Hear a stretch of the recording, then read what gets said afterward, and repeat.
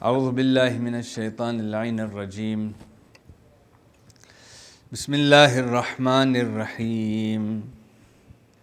الحمد لله رب العالمين، والحمد لله الذي جعلنا من المتمسكين بولاية أمير المؤمنين والأئمة المعصومين عليهم السلام.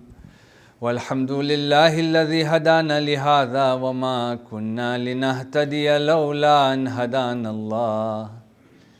ثم الصلاة والسلام على أشرف الأنبياء والمرسلين، خاتم النبيين، شفيع المذنبين، حبيب إله العالمين أبي القاسم المصطفى محمد. اللهم صل على محمد وآل محمد وعلى آل بيته الطيبين الطاهرين المعصومين، ولعنة الله على أعدائهم أجمعين من يوم عداوتهم إلى يوم الدين. أما بعد، فقد قال الله عز وجل في كتابه الحكيم وهو أصدق القائلين: بسم الله الرحمن الرحيم. ومن الناس من يشري نفسه ابتغاء مرضات الله والله رؤوف بالعباد. آمنا بالله، صدق الله العلي العظيم.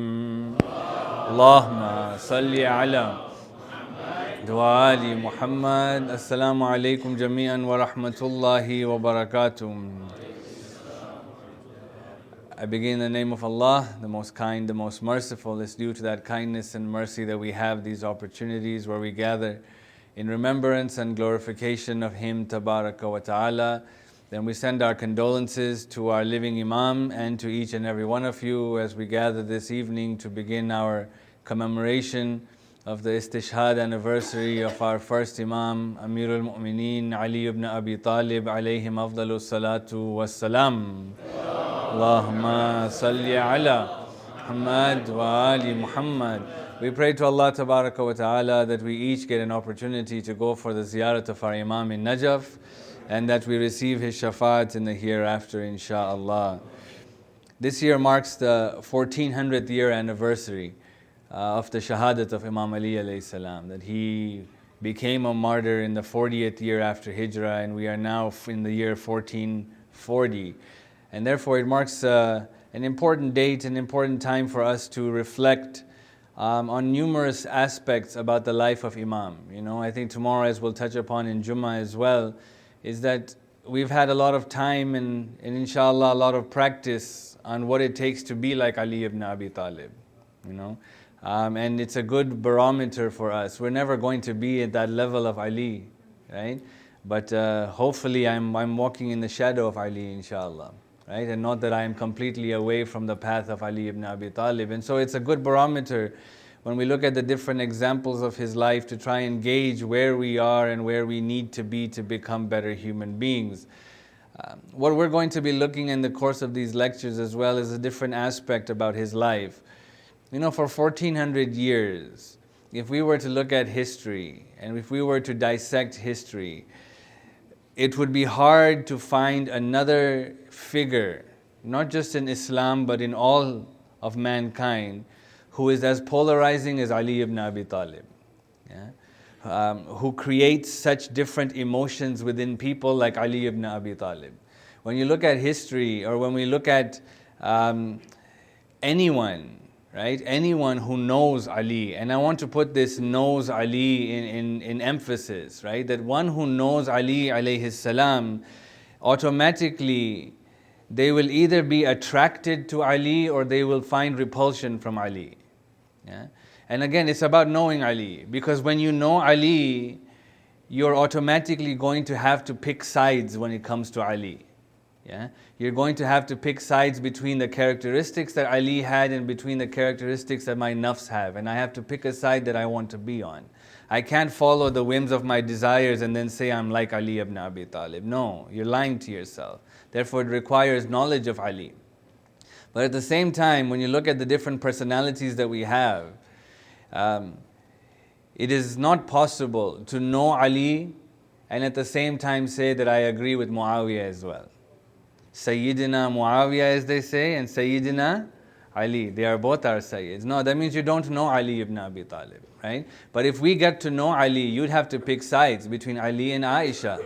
You'd have to pick sides between Ali and Abu Bakr. You'd have to pick these sides because this is the reality of knowing Ali ibn Abi Talib. And it's for this reason that you find Ali is the most polarizing figure in Islam.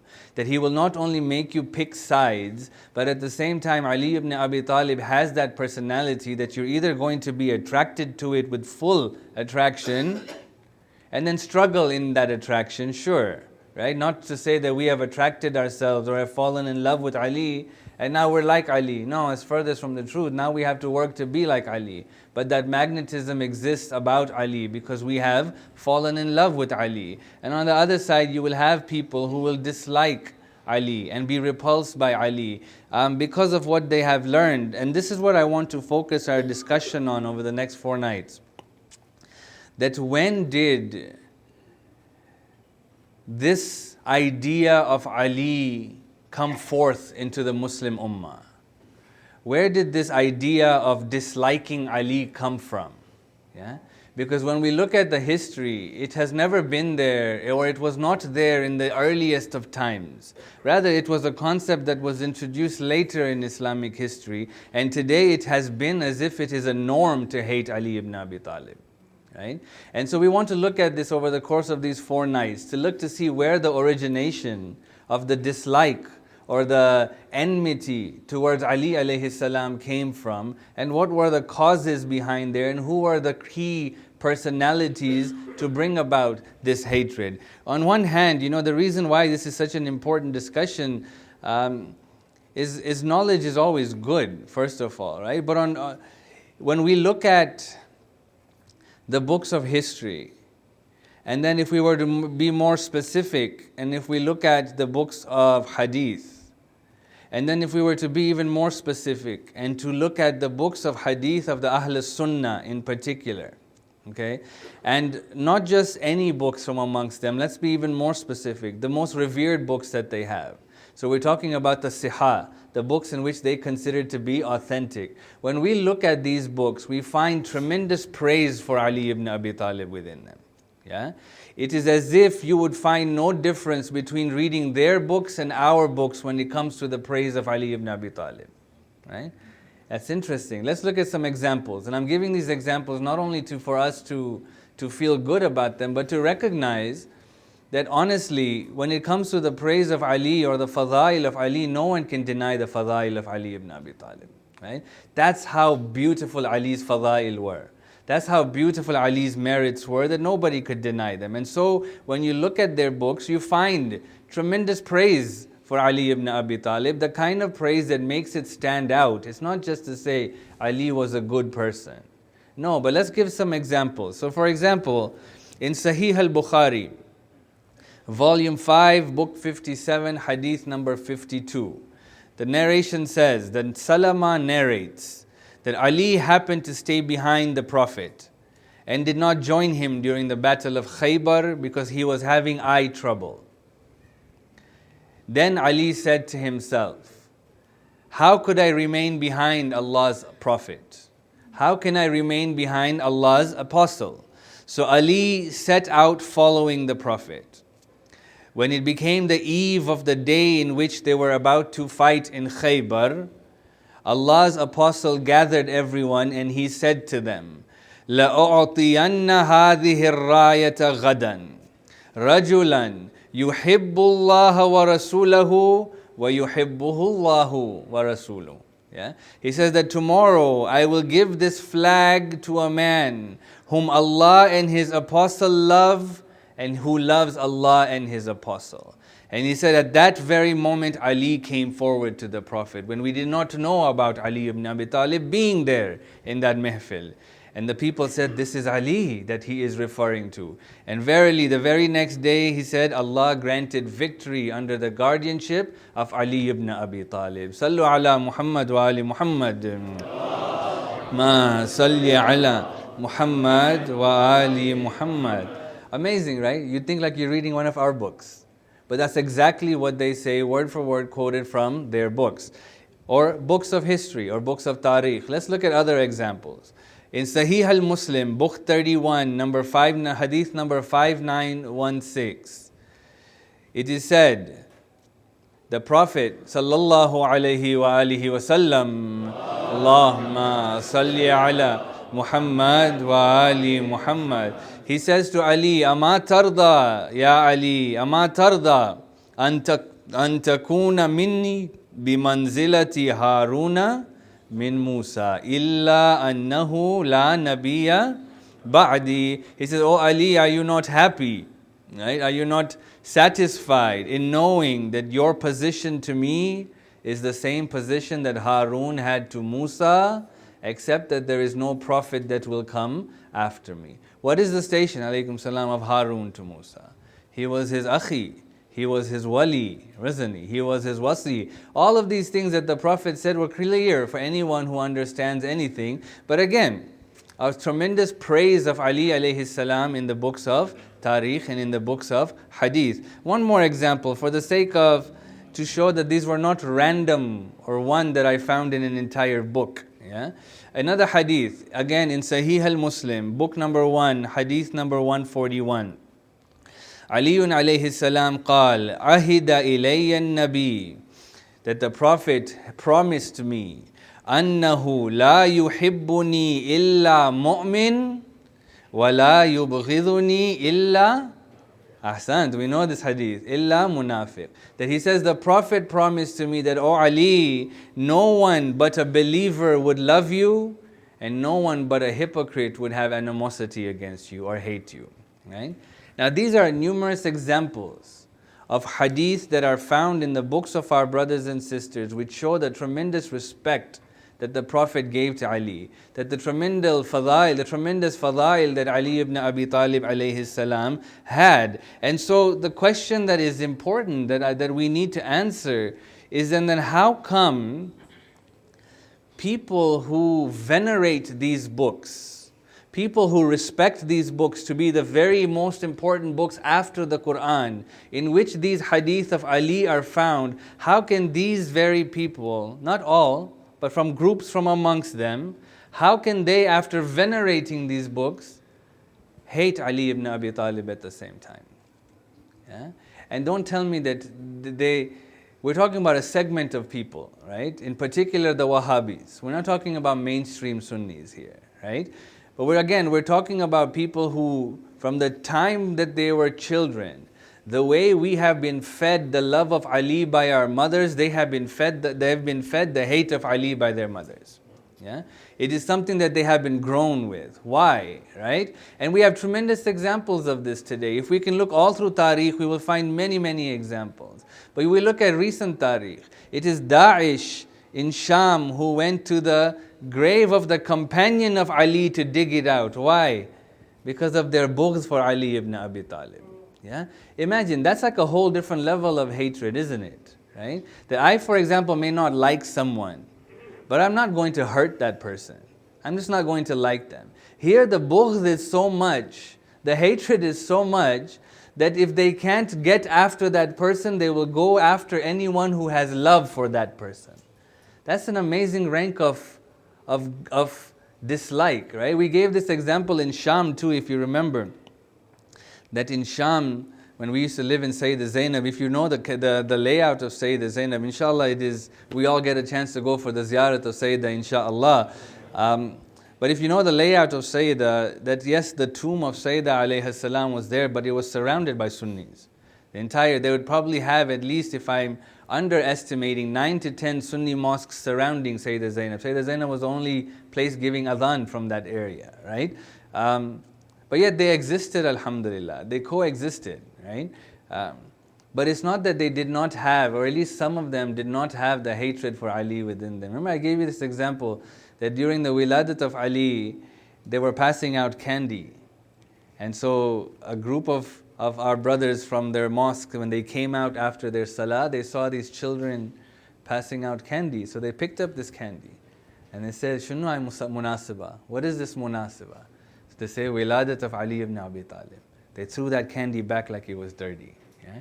They said, we don't want anything to do with this candy that is related to Ali, right? But these were people who were normal people. They got along with everybody else, but yet in their heart, there existed, right? And it's not surprising, the fact that their scholars, like if you go back to who they call Shaykh al-Islam, and that is Ibn Taymiyyah, when you look at the books of Ibn Taymiyyah, you find that he constantly had this animosity against Ali. It is like it was more than just a dislike for Ali. He really did not, I don't like using that H word, you know. Because I tell my kid all the time not to use that H word. It's really difficult when her papa uses it from the mimbar, you know. But you know what I mean. He had this strong dislike for Ali. And he, you know, if you take the awam, they don't know maybe. You can say that they don't know what's in their books for it maybe. Right? Just the way, for example, we may not know or be well versed with what's in all of our books. We can take that. But when we talk about scholarship, scholars should know what's in their books, right? And so you find that Ibn Taymiyyah, for example, in his Minhaj as-Sunnah, volume 6, page 191, he says the following about Ali. He says, Ali fought for power and murdered an extremely large number of people to achieve the goal of power.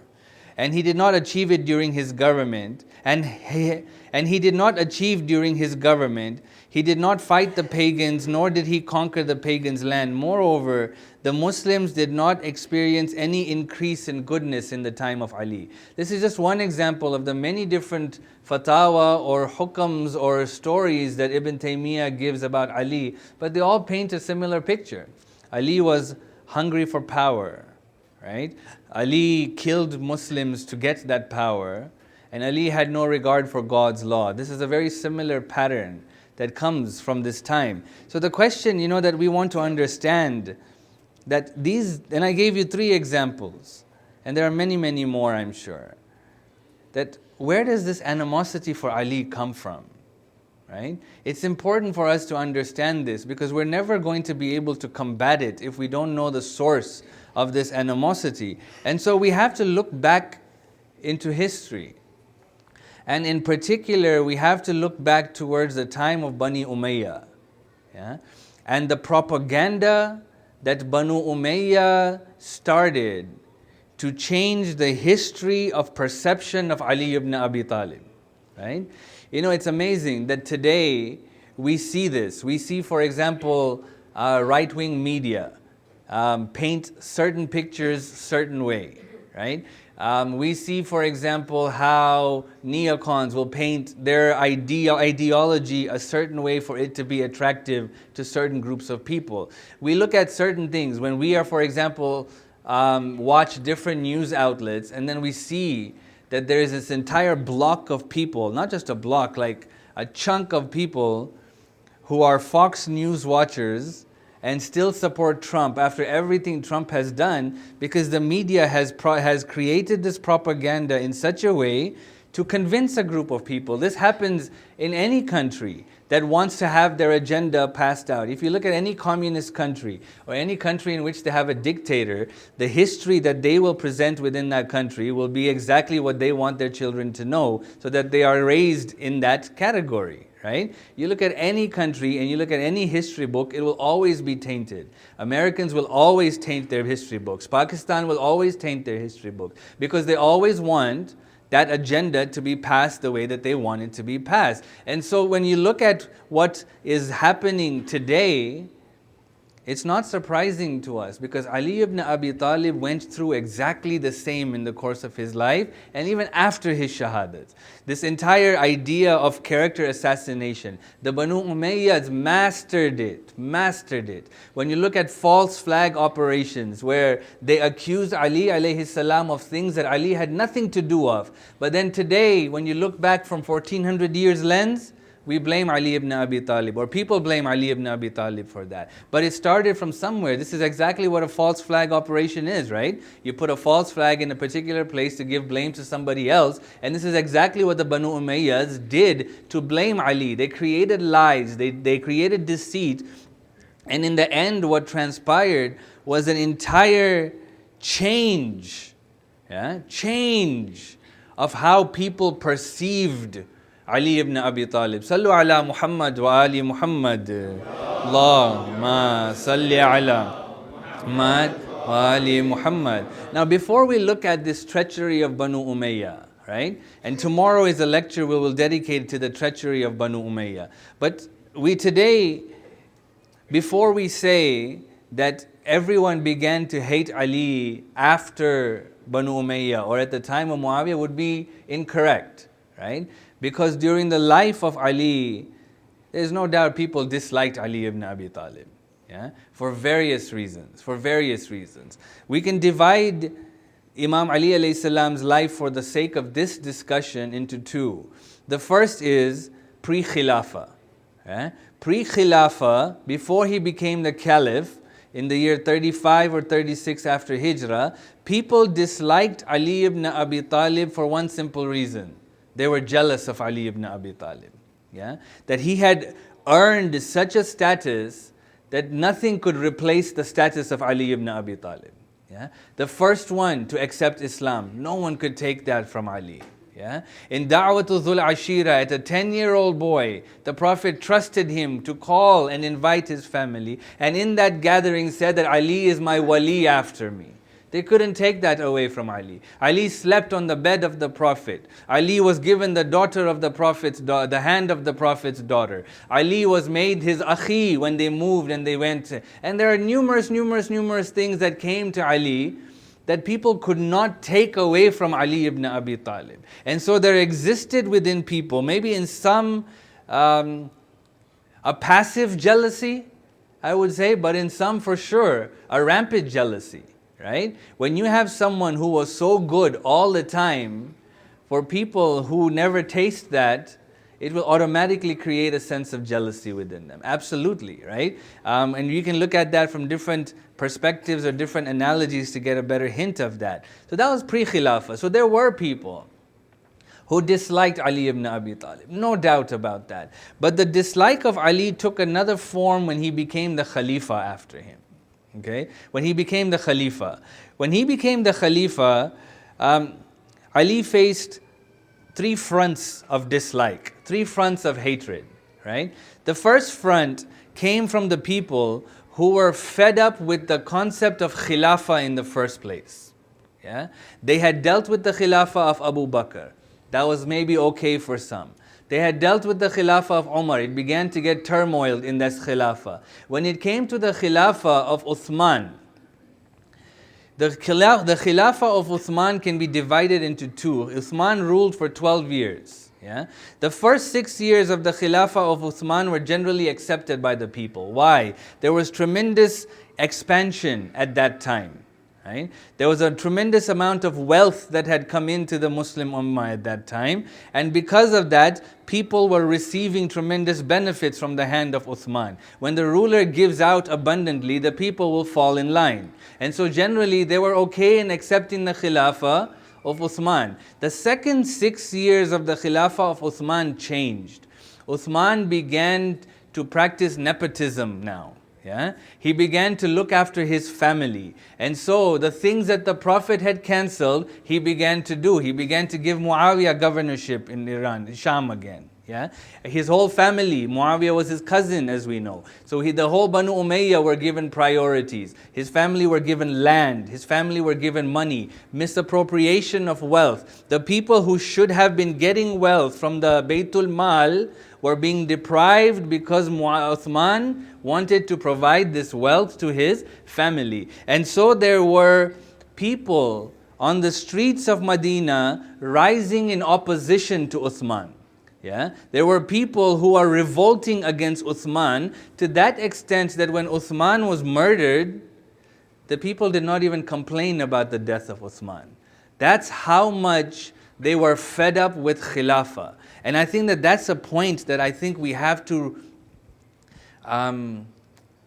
accept, yeah?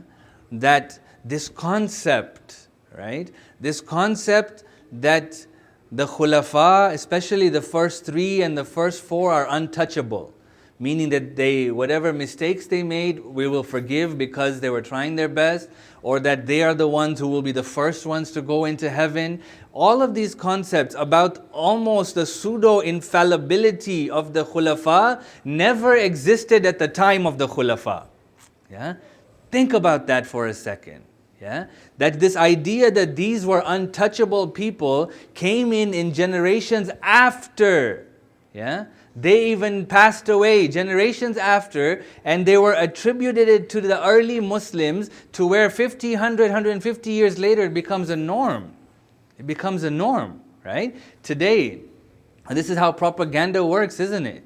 You say something often enough, people will eventually believe exactly what you're saying. Right? And so this idea was interesting because people revolted against Uthman. But when you look back in Tariq, you're like, no, they were mashallah sinless. They could do no wrong. Right? But where did that come from? That came from propaganda that was created much later that we'll talk about tomorrow, inshallah. So when the Khilafat came to Ali, right? The people were already fed up of Khilafah. So it's not like they said Ali will come and he'll start. No, people were tired of that seat altogether. The seat had not done them any favors. The seat had not done them any benefits. And so there was a dislike automatically for the seat. Do you understand or no? Yeah. So that's one form of dislike that existed against Ali and that was imposed upon him when he became Khalifa. That people were already against that seat that Ali was made to take. The second people who began to then strongly dislike Ali were the people who were loyal to Uthman, the people who had received the benefits from Uthman, the people who were given the grants by Uthman. Because immediately, Ali alayhi salam, on the second day of Ali's Khilafah alayhi salam, what does Ali say? He says, Allah, inna kulli qati'ati aqta'uha Uthman, وَكُلُّ مَالٍ أَعْطَاهُ مِنْ مَالِ اللَّهِ فَهُوَ مَرْدُودُ فِي بَيْتِ اللَّهِ. Yeah? Subhanallah. The second day of the Khilafah of Ali, Ali alayhi salam says, no, that any land that was given by Uthman and any money that was given by Uthman will be returned back to the Baytul Mal. Yeah? And whatever prestige you were given has ended the time Ali came to Khilafah. Yeah? Whatever wealth you were given has ended with when Ali came to Khilafah. So now automatically, on one hand, you had people who are fed up, the commoners who are fed up of Khilafah, right? Then now you had another group of people who were loyal to Uthman, and now that loyalty for Ali is not there. Why? Because Ali is taking back everything that they had done for him. And that's the second group of people who disliked Ali after Khilafah. The third group of people who disliked Ali ibn Abi Talib were people who wanted the seat of Khilafah all along. Yeah? From the time of the second caliph to the time of the third caliph, and now to when Imam Ali alayhi salam took Khilafah, there were these people who were eyeing the Khilafah the entire time. So when Ali came, it's not that it made a difference that it was Ali at that seat. Whoever would have taken that seat, these people would have disliked them because they wanted the seat. Yeah? Who are these people? You have people like Talha and Zubair. Talha and Zubair wanted Khilafah so badly that they joined forces to try and get the Khilafah. But when you look at history, they couldn't even figure out who would get Khilafah if they got Khilafah. Yeah? If you look in the books of history, in the battle of Jamal, Talha and Zubair at the time of Salah begin to fight with one another, literally fist fight with one another to say who's going to lead Salah amongst them. They couldn't even decide that. Yeah? Yet they were trying to get the Khilafah from Ali ibn Abi Talib. Then you have people like Marwan bin al-Hakam, who wanted that Khilafah, and he would try to do anything to get that Khilafah. You had people like Muawiyah who wanted that Khilafah, right? And these people's hatred for Ali was such that it could never be squashed until Ali fought these people. Yeah? Until Ali fought these people. And so you see the different battles that Ali ibn Abi Talib alayhi salam had to fight. Being that as it may, right? When Ali alayhi salam, when his shahadat happened, when he became a martyr in the 40th year after Hijrah, And even though there existed all of these different forms of dislike against Ali ibn Abi Talib, at his martyrdom, Ali was still respected for being one of the most noble companions of the Prophet. Yeah? Still respected. Why? They couldn't take the fadail away from Ali ibn Abi Talib. All of these dislikes, they wanted Khilafah, Khilafah's done. There's no more reason to hate Ali. Yeah? They didn't like the seat of Khilafah, Ali is no longer occupying the seat of Khilafah. There's no reason to hate Ali ibn Abi Talib. You see, yeah? You follow me or no? All of the reasons of dislike for Ali came to an end with the martyrdom of Ali, because there was no more reason to continue it. So then when did this true propaganda start? This true propaganda started after the death of Ali ibn Abi Talib. That's mind-boggling. Yeah? That's mind-boggling. That you fear. You see, what that tells us is that Muawiyah did not fear the person of Ali. He feared the personality of Ali ibn Abi Talib.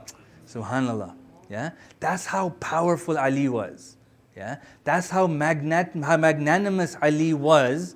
That simply the name of Ali would bring about certain emotions in people. Right? And Muawiyah then began to create an entire policy of deceit, an entire policy of fabrication that today changed the way people look at Ali ibn Abi Talib, to make it seem like people hated Ali from the very first day. No, people hated Ali for different reasons. But the hate that makes you dig up the grave of the companion of Ali was not the hate that we described earlier. That wasn't. Yeah? But that was the hate that came about after, because of the seeds planted by Banu Umayya that we will talk about tomorrow, inshaAllah. Sallu ala Muhammad wa ali Muhammad. Salli ala Muhammad wa ali Muhammad. This was this man, yeah? Wallah, that the hate that he sees today is different. But Ali constantly saw hate. Ali constantly saw difficulty. And this is the mazlumiyat of Ali alayhi salam. Tonight is the 19th night of Shahr Ramadhan. You know, in the sermon delivered by the Prophet at the end of Sha'ban, in which he describes the fadail of Shahr Ramadhan, eventually during that sermon, Ali alayhi salam stands up and he says, Ya Rasulullah, tell me, what is the best action one can do in the month of Ramadan? And the Prophet replied, and then the Prophet started to cry. And Imam alayhi salam looks at him and says, Ya Rasulullah, ma yabkik? What's making you cry, Ya Rasulullah? To which he says, Ya Ali, abki lima yastahillu minka fi hadha ash-shahr, O Ali. He says, Ali, I cry at what will happen to you in this month. The worst of creation will come and will attack you, O Ali. And he will strike you while you are praying in the mosque.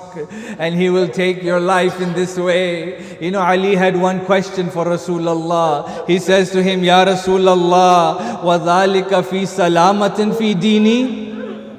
That will I be safe in Islam at that time? Or will I be out of the folds of Islam? The Prophet cries and says, Ali, indeed you will be within the folds of Islam. On the 19th night we are told that Imam Ali did iftar and spent the evening with his daughter Kulthum. We get a tremendous narration from Kulthum alayhi salam about her father on that night. She says that as my father ate his iftar, and then he began to do his ibadat, time and time again my father would go out and look towards the sky. He would look towards the sky and say, Wallah, hiya wallahi laylati wa'adaniha habibi Rasulallah. He says, by God, this is the night that the Prophet talked about. This is the night that my Habib had told me about. It is said Ali alayhi salam continued his ibadat. Time and time again, Kulthum says he would sleep and then wake up. He would look towards the sky. He would recite his ibadat, and constantly he would look towards the sky and say, Allahumma barik li fil maut. Allahumma barik li fil maut. Oh Allah, allow me to receive death well. It is said Ali alayhi salam would repeat this dhikr until it came for the time of Fajr. Kulthum says that I brought my father a jug of water. My father did his wudu with this jug of water. It is said in some narrations in khutbah say that Kulthum says that as he left the house, every single thing along the way began to bow down to Ali, as if knowing that this is the last time they will see Ali out.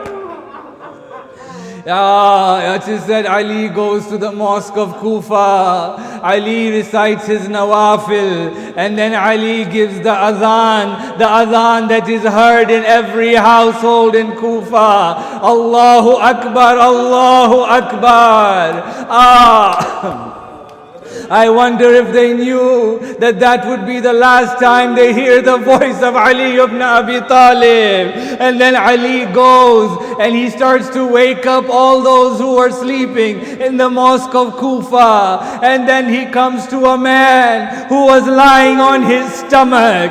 Ali knew exactly what that man was and what he intended. But Ali shakes him to wake up. And he says to him, Ya Hadha, oh, you kum min nawmika hadha, fahadha nawmu shaitan. Do not sleep in this way, for this is a sleep that Allah subhanahu wa ta'ala detests. And then Ali goes to the mihrab. My brothers and sisters, brace yourself. We know what will happen next, but brace yourself. Put your eyes down. Our Mawla is about to be attacked. It is said Ali did his qiyam, did his takbiratul ihram. Allahu Akbar. Ali recited his surahs. Ali went to ruku. Subhana rabbiyal azim wa bihamd. Ali stood up. Ali went to sajda. As Ali went to sajda and recited his dhikr, Subhana Rabbiyal A'la. At this time, Ibn Muljim comes from behind. And as Ali's force is rising, the force of the sword is coming down. And Ibn Muljim strikes the head of him. Wa wayla, wa aliya. It is said when that force hits Imam Ali screams out, Bismillah wa billah, wa ala millati Rasulillah, wallah fuztu wa rabbil Kaaba. He says, by Allah, we have been successful. Mu'mineen, the narrations say immediately a voice is heard from the heavens. The clouds begin to blacken. The voice says, Tahaddamat wallahi arkan al-huda, wandamasat wallahi nujumus sama. That by God, the pillars of Islam have been shaken. The pillars of Islam have crumbled. Qutila ibn ammi Muhammadin al-Mustafa, قتل الوصي المجتبى, قتل علي المرتضى. Imam al-Hassan and Hussein rush by their father. Imam sees that they are weeping. He says to them, do not cry, my children. Do not cry, my children, for wallahi I see Jannah in front of me. Here comes Rasulullah. I see your grandmother Khadija. I see your mother Fatima. They are all waiting for me. Do not cry for me. Indeed, your musibah is yet to come after you. It is said that they carry Imam Ali. They carry him back towards his house. I wonder at this time, my brothers and sisters, I wonder that as Ali is being carried back, and as he sees Zainab being standing by the door, I wonder if Ali says to Hassan, put me down, for I do not want Zainab to see what will happen. I do not want Zainab to see her father so weak. Zainab has much to see after us.